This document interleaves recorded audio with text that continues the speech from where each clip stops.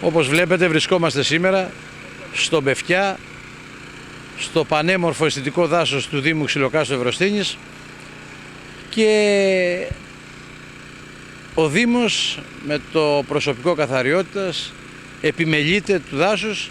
Βλέπετε ότι φυτεύουμε εδώ κατά μήκος του κυκλειδώματος, φυτεύουμε δάφνες, αγγελικές, αρμυρίκια, ώστε όταν θα μεγαλώσουν να υψωθεί ένα προστατευτικό φυσικό τείχος από αυτά τα φυτά, ώστε η αρμύρα της θάλασσας και ο αέρας να μην επηρεάζει τα πευκάκια, γιατί όπως βλέπετε έχουμε κάνει εδώ αναδάσωση, φυσική αναδάσωση, έχουμε περιφράξει το χώρο και προσπαθούμε να βελτιώσουμε τις συνθήκες στο δάσος μας, να κάνουμε αναδάσωση, να αντικαταστήσουμε τα ξηραμένα πεύκα και να βοηθήσουμε γενικότερα στην αναζωογόνηση του δάσους.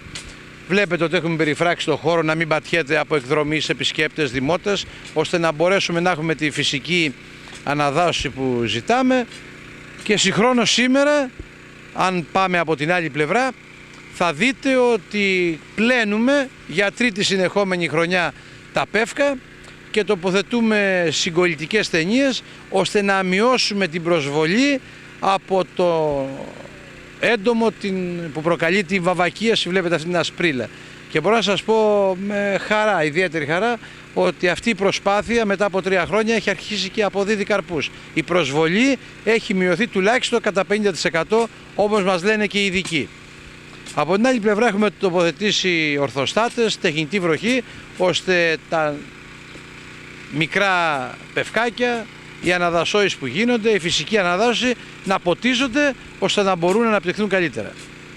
Βλέπετε εδώ ότι συγχρόνως ξεπλένουμε, ο Δήμος ξεπλένει τους κορμούς και τα κλαδιά των πεύκων που έχουν προσβληθεί, όπως σας είπα, από τη βαμβακίαση, και επειδή αυτό γίνεται για τρίτη συνεχόμενη χρονιά, ήδη έχουμε σημαντικά θετικά αποτελέσματα, έχουμε μειώσει την προσβολή πάρα πολύ.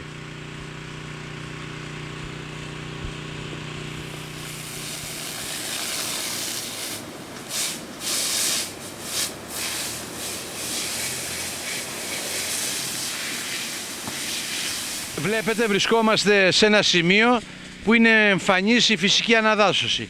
Αυτό το φαινόμενο της φυσικής αναδάσωσης είναι εξαπλωμένο σε όλο σχεδόν το χώρο εδώ τον περιφραγμένο και βλέπουμε τα αποτελέσματα. Βλέπετε τα μικρά πευκάκια που είναι αυτοφύοι,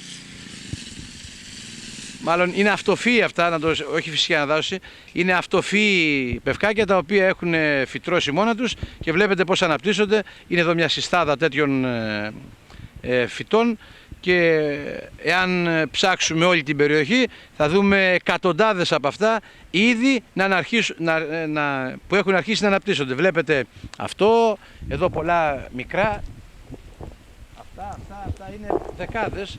Αν γυρίσουμε όλη την περιοχή είναι εμφανέστατα πλέον και φαίνεται ότι η προσπάθειά μας για την αναδάσωση και την συντήρηση, τη βελτίωση, τη φροντίδα του δάσους φέρνει τα ανάλογα αποτελέσματα.